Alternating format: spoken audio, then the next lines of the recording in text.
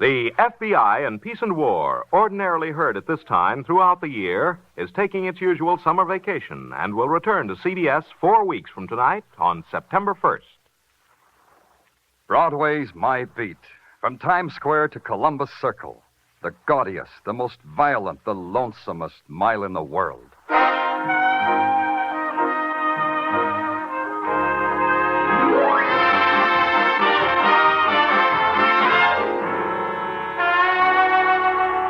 Broadway's My Beat, with Larry Thor as Detective Danny Clover.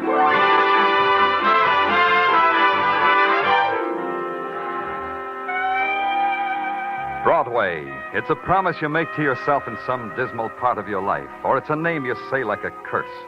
It's a place of golden women and mirrors of chrome, or it's a beggar who will tear off a piece of his soul for a cup of coffee. It's anything you want, any time you want it, and it's My Beat. By 9 o'clock, police headquarters had settled down to its nighttime routine. So far, business was slow. I was sitting in my office straightening out the detail sheets that always accumulated on my desk. Lieutenant Clover, good evening, sir. Well, Dr. McClure, Dr. Robbie McClure. It's a pleasure to see you. Sit down. Sit down. Thank you. Thank you, Lieutenant. Hey, what's the matter? What's the matter, Doctor? You look pale. Well, I could give you all the clinical reasons for the way I look. Now, Lieutenant. Let me get you something, Doctor. I'll be right... No, wait, Lieutenant. Last month, there was a shooting. It's not that I want to confess to. It's the thing about... you should know about... Last month, the murder that the police never solved. Daddy, I don't want that to happen to me. I don't want that... Dr. McClure. Dr. McClure. Sergeant Tartaglia. Yeah, Danny. Come here. Yeah. Well, what's the trouble, Danny? Close the door. Well, what's all... Well, Danny, what's the matter with Doc McClure? He's dead. What? Flip his coat aside. You'll see why. Oh, Danny. From the size of the wound, I'd say it was from a .22 fired from up close. Tartaglia. Yeah? Call downstairs and tell him about Dr. McClure. Then get a detail to find out everything you can about the doctor. Friends, relatives, bank account, everything. Right. And in the morning, I want the files on every murder that happened about 30 days ago. Unsolved murders. On my desk in the morning. Right. Good. I'll see you. Now, where are you going, Danny? I'm going to wind back McClure's life. I'm going to find out why he had to die.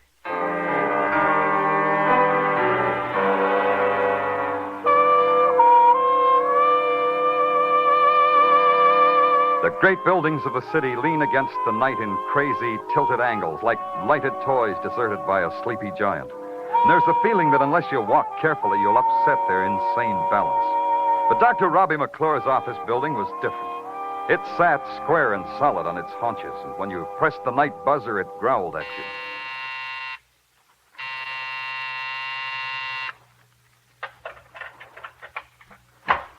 Well, sure, my mare, if it ain't Danny Clover the Torbert. Canter in, me boy, canter in. Same old Pippin. No, not the same, Danny. There are bald spots in me fetlock, and I ain't so quick to break from the starting gate like I used to. From a dashing mounted policeman to a flabby night watchman. Ah, that's a bit of pasture, Danny, me boy, a bit of pasture. Maybe you're wrong, Pippin. Maybe it's sweet pasture and you don't know it. Pippin, you know Dr. Robbie McClure, don't you? Sure I do. A great surgeon. But, what a waste, what a waste. How do you mean? Sure, he was a genius. Sure, should have been a veterinarian. What else would I mean, Danny? What else, of course. Do you know what time he left his office tonight? I do. I have it right here in my book. Now, let me take a look. Oh, yeah. Here it is. 8:40 in the p.m. Was he alone? No. He was in the company of the sleekest, prettiest, raciest-looking filly. It's been my pleasure since I cavorted in the mounted police. Did you have her signature? Oh, no. She was the doctor's patient. Or guest, or best bet for tomorrow. Night watchmen are discreet, Danny. Some ladies, they don't ask to sign out. Well, ask him from now on, Pippin. Huh? I mean it. Have you got any idea where they went? No, Danny, but they took a cab from that hack stand out there in front. Did you see whose cab they took? Yes, I did. I opened the door for them. They took Irv Newman's cab. If you want Irv, you'll probably find him at his home. I know those hackish skitters, you know. Well, thanks, Pippin. If you get a lump of sugar in the mail, it's from me.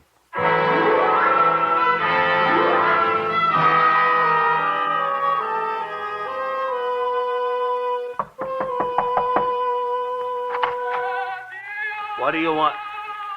Hey, Hey, it's Danny. Hi, Irv.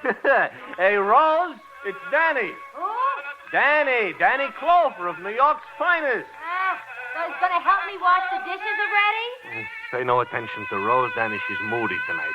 Come on in. Thanks, Irv. Now, sit down, Danny. Sit down. Irv, Can I offer you something? A glass of tea, a cold beer? I got it. How about one of Rose's blintzes, huh? Hey, Rose. Never mind, Irv. Don't bother Rose. What's the bother? Even if she's moody, she can't wrestle you up a blintz. Oh, I'm here on business, Irv. Some other time. Oh, business. Hey, Rose. Huh? Come here. Huh? Shut off Caruso. Huh? Make quiet Caruso.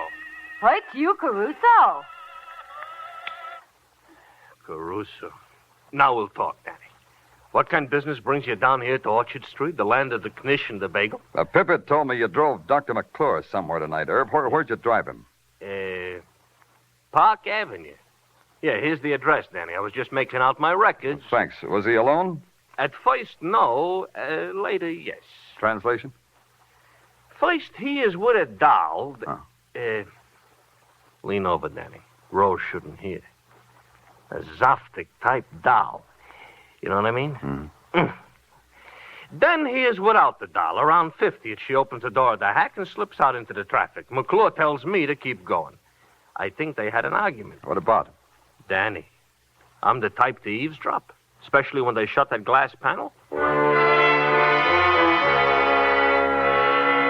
The address Irv Newman gave me was a study in millionaire respectability, Scrub, Park Avenue, Brownstone. The butler took my hat and sighed and told me it was all right to go down the corridor into the living room if I tiptoed. I did. Then all of a sudden it hit me. The light from a couple hundred bulbs set in a crystal chandelier. And when I finally squinted through it, I couldn't quite believe it. It wasn't the size of the room. That was only about 100 yards long. It was the walls, from ceiling to floor, and all the way, the walls were decked with murals. Mother Goose murals. Paintings of every fairy tale and nursery rhyme character in the book. And on the floor, smack dab between Marjorie Dawn, her seesaw, and Jack and his beanstalk, sat a man.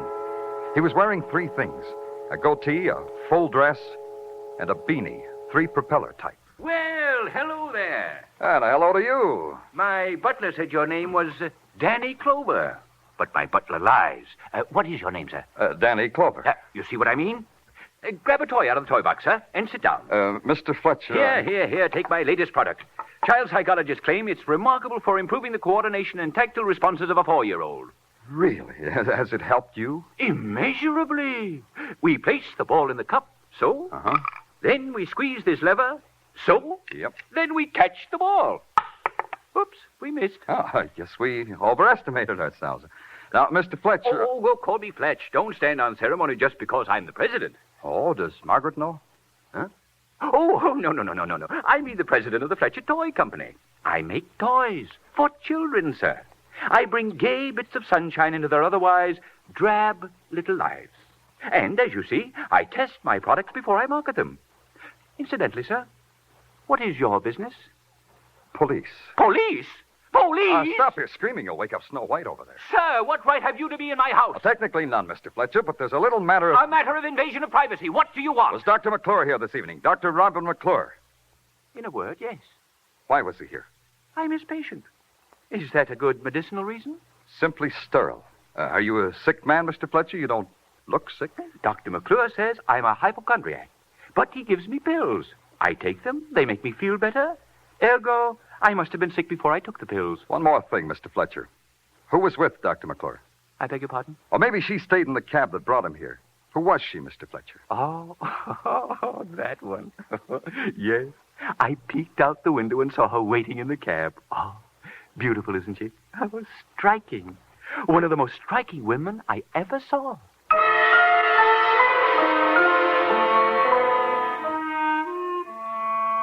I blew at the top propeller in Fletcher's beanie, and then the butler came in and ushered me out in the downdraft. Lying must have been one of the little games they played in that $1 million house. Fletch said the butler lied. Then Fletcher lied about a girl he hadn't seen, a girl who was a question mark or an answer in the murder of Dr. Robbie McClure. If I was going to wind back McClure's life, I needed some sleep. All that got wound up were the sheets in my bed. And in the morning, I started it all over again in the good doctor's office. You're early. The doctor hasn't come in yet. You'll have to wait.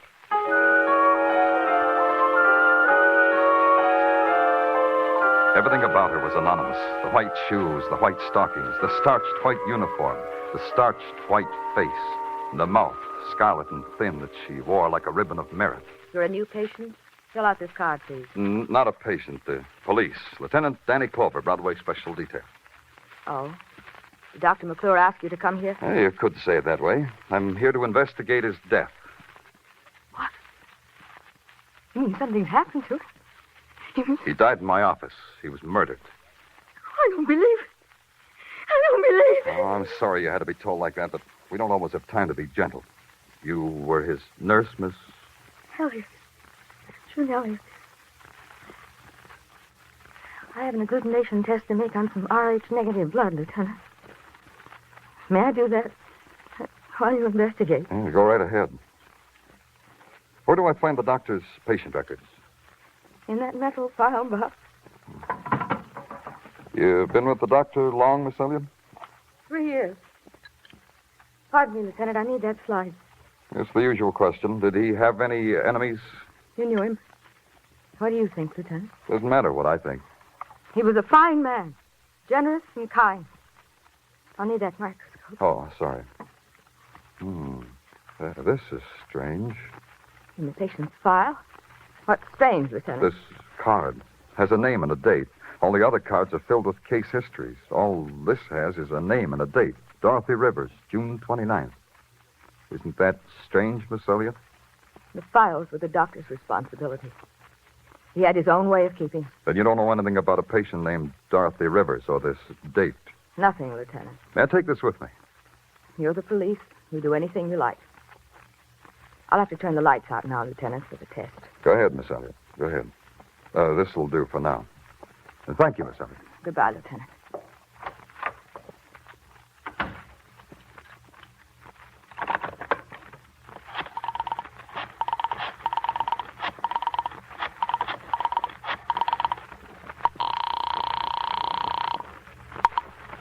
Miss Rivers, Miss Dorothy Rivers, Dr. McClure's office. We advise a rest, a long rest in a quiet place.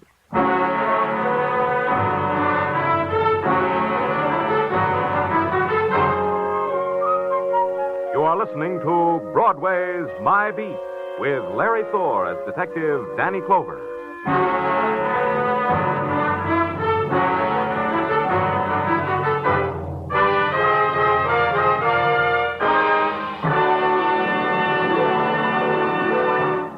If murder should suddenly explode in your face, you'd know how Casey, crime photographer, feels tonight in the drama titled Sellout.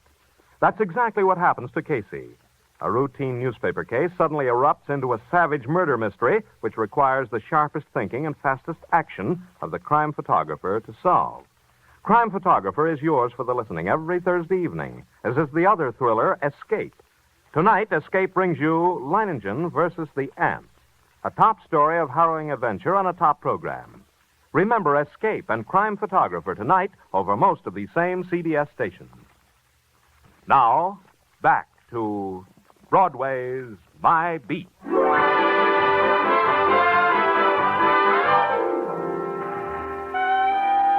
There's this thing about Broadway. It can tickle you under the chin and make clucking noises, or it can slap you hard across the mouth and laugh.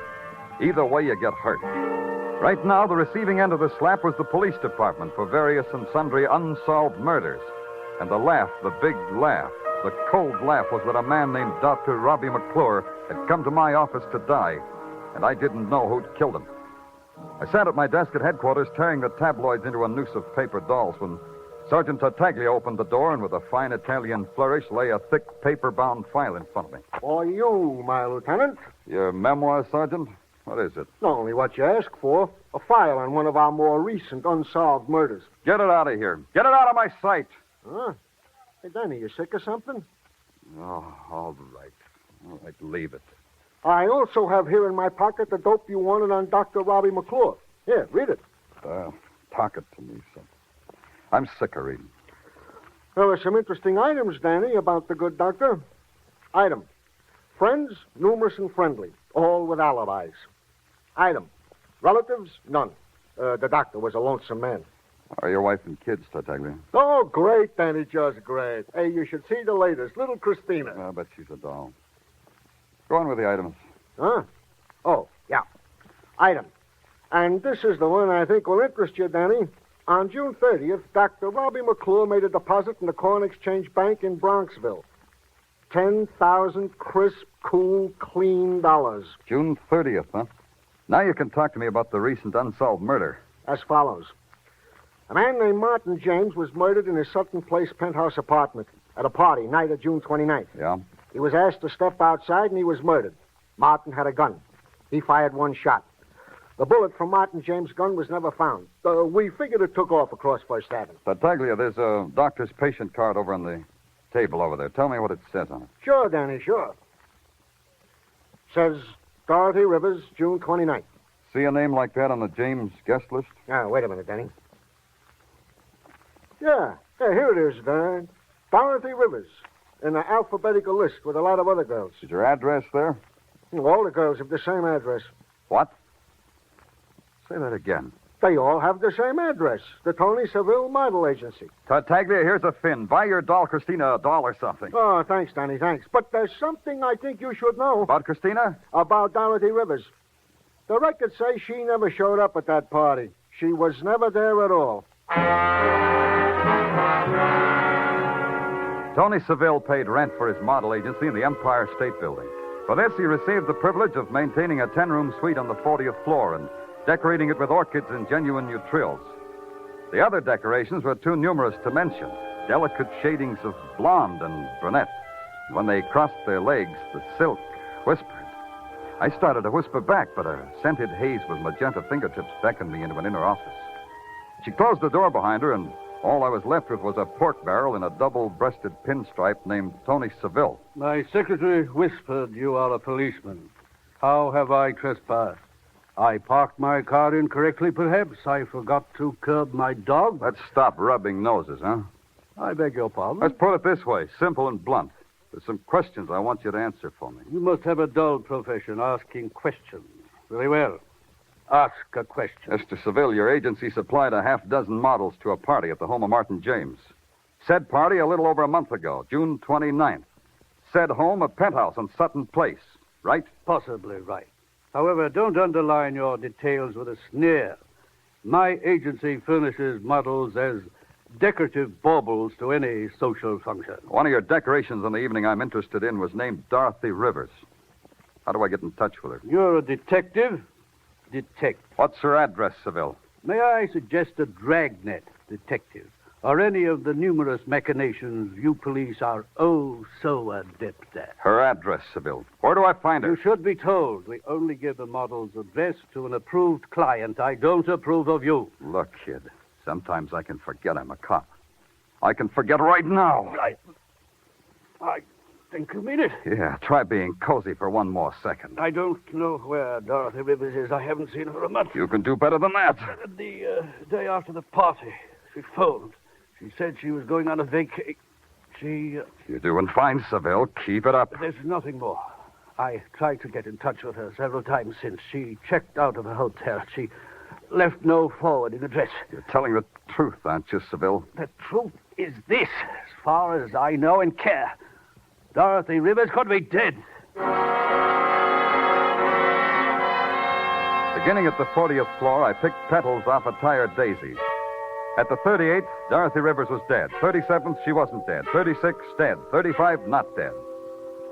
I don't remember how it came out, because when I got off at the ground floor and walked into the yellow heat of 34th Street, a character stopped me by tapping me lightly on the leg with the front bumper of his cab. The character was the character named Irv Newman. Don't look so scared, Danny. Brake psychotic. Could stop this cab on a thin latke. Latka schmatka, so long as I got my health. You're charming, Danny. Absolutely charming. Hey, told me at headquarters I'd find you around here. I got something for you. One of Rose's blintzes? Maybe better than that yet. You know that girl you was asking me about? The one I picked up with Dr. McClure, the professional man? What about her? I spotted her for you, Danny. Where? Tell me where. So let me tell you. Happens I got a friend, Danny, a truck driver. He's a teacher of a fella. His name is Clem. Every morning gives me a push with the truck so I can start this lousy hat. Where did you spot the girl, Irv? So I'm telling you. While Clem is pushing me with his truck and I'm gliding along in my hack like in a gondola, I see this girl coming out of building. What building? 6 West 23rd Street. So I turn around, I wave to Clem. He should stop already. Danny! Danny, didn't let me finish!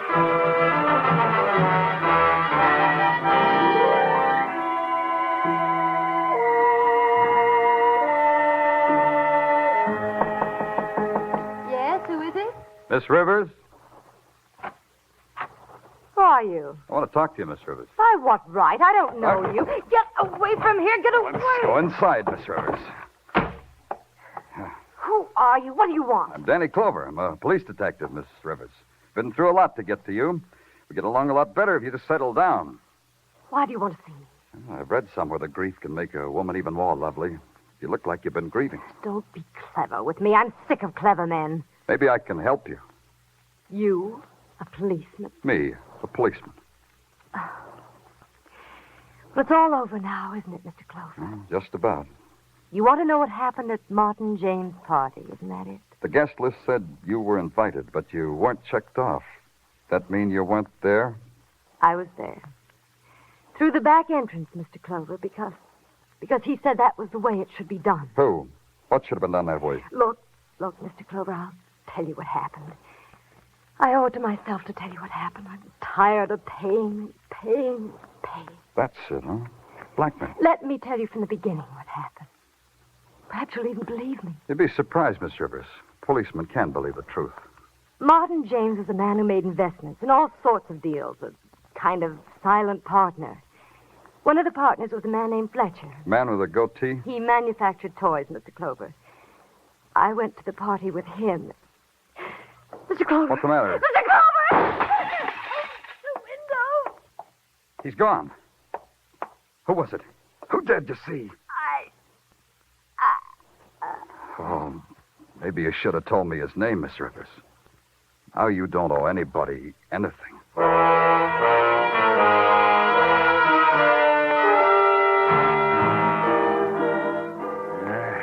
Even as a coroner, I say it's a shame, Danny. Such a beautiful girl. Shame. Yeah, it's a shame. What I've been waiting for is your report. Yeah, Dorothy Rivers. Age about 24. Bullet ended left sternum, pierced pericardium. That's the heart, Danny. Dead on arrival. That all? This girl was shot once before. She's got a healing wound that, well, it looks mighty like a bullet wound. It's right here, Danny. Yeah, that makes it all add up. That makes it add up just fine, Corner. Neat. Real neat. Oh, Fletcher? This is a friend, Fletcher. The payoff goes on just the same. Tonight, kid, 9 o'clock. So long, Fletcher. It took me 10 minutes to get to the Park Avenue Palace that Fletcher had built out of psychological toys for kids. Across the street, I took a plant behind a fat, uniformed doorman who kept looking at me out of the corner of his fat eyes as if he were terribly sorry a thing like me had ever happened under his gilt-fringed canopy. At 8:30, the lights in Fletcher's crystal chandelier began to go out in sections. In 5 minutes, he was on the street, hailing a cab. I tossed a nickel to my fat doorman, hailed a cab of my own, and tailed Fletcher to an office building I'd been in once before.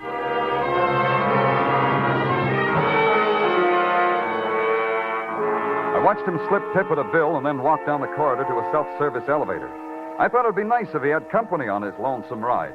He didn't. Police! Why am I constantly surrounded by police? Maybe because you bring sunshine into my drab life, Fletcher. You know how to work this thing? Well, of course.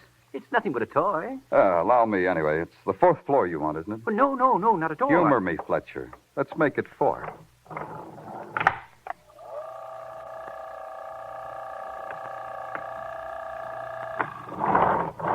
Right down this hall. 438, Dr. McClure's office. That's where you want to go, isn't it, Mr. Fletcher? There are obviously some titillating gyrations going on in that mechanical policeman's brain of yours. You will reveal them to me, please? I was waiting for you to ask me that in just that way. Here we are. After you, Mr. Fletcher. Oh, thank you. Now I reveal. The payoff money, Fletcher. Give it to me. Ah, of course. I see. I thought it was curious that I should have to keep paying blackmail to a dead man. Dr. McClure is dead, isn't he? The money, Mr. Fletcher. It's hard for me to say please. Well, here you are. $1,000. You'll want it weekly, I presume, just as I paid it before? That's cheap, isn't it, Fletcher, to buy out the electric chair? It's quite a toy, too, I hear. Yes, quite. Then you know, of course, that Dorothy Rivers and I murdered Martin James. Uh-huh. Oh, he deserved it, you know. He swindled me out of a good deal of money. What was Dorothy Rivers to you? Oh, now, you're talking like a policeman again. Dorothy Rivers was a toy, expensive and fragile. It made her all the more desirable. That and the fact that I could make her do anything I liked. Could you bring her back to life? What? Hey. No, don't get up, gentlemen. As long as I was eavesdropping, it makes me less of a lady. That gun's not becoming either, Nurse Elliott. Put it away, my dear. Toys like that make me nervous. I prefer this pose. Now, what were you saying, Lieutenant? Now that you're here, I've got even more to say. As a nurse, I'm a humanitarian, Lieutenant. You've got a minute's more saying time. A man should never lie under the circumstances, huh? And if I told you this, if I told you that you were the blackmailer instead of Dr. McClure, what would you say? I'd say you were telling the truth. What? Then I've been paying all that money to this... Temper, Mr. Fletcher. Oh, Dr. McClure took the initial $10,000, all right, but the nurse here kept right on blackmailing you and Miss Rivers in the doctor's name. McClure found out, so he had to die. All through, Lieutenant. Not quite, nurse. After the blackmail, you had to kill Miss Rivers because she was about to talk to me. Now, Lieutenant. One more thing. If you kill me, the payoff stops. Consider it, Miss Elliott. I got $1,000 in my pocket. Half yours, half mine. It could go on and on. We could still make Fletcher pay. Think about it, Miss Elliott. Put the money on the table, Lieutenant. Half yours, half mine. All right. On the table. Thanks. I'll take mine, Lieutenant. Now. Yeah, now, Nurse Elliott. I'll kill you! Put your arm, nurse. Drop it. Drop the gun. Yeah, thanks. I'll lift it up for you, Lieutenant. I'll get the gun. Lift this, Fletcher. You! Got any smelling salts for Fletcher, nurse?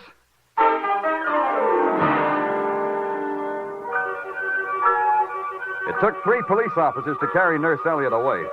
She tore at their faces and screamed in a language she hadn't picked up in medical books. Fletcher? He was different. He settled himself in the Black Maria, pulled out a solid gold yo-yo, and played with it all the way down to headquarters.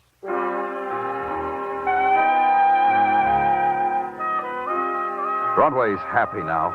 It's got on the carnival clothes it wears every night, and the Midway boils with roustabouts and yokels and hurdy-gurdy sounds. It's a jack-in-the-box, and it's a clown. It's a shining girl on horseback, or it's a geek with no arms, no legs, and no heart. It's Broadway, the gaudiest, the most violent, the lonesomest mile in the world. Broadway, my beat.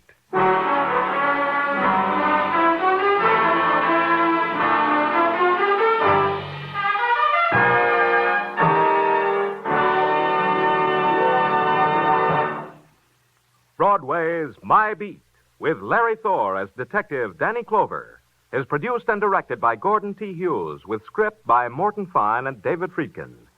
Musical direction is by Lud Gluskin. Be sure to join us next week, same time, same station, for Broadway's My Beat.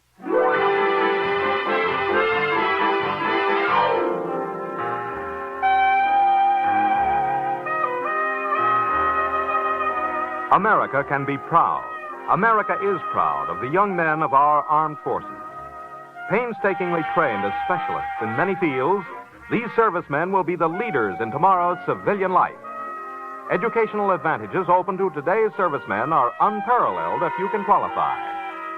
Look into the volunteer enlistment program now.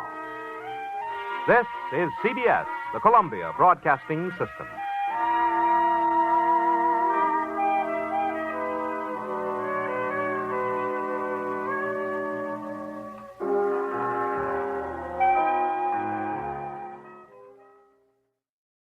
Brought to you by RadioClassics.com. All copyrights are the property of their respective owners.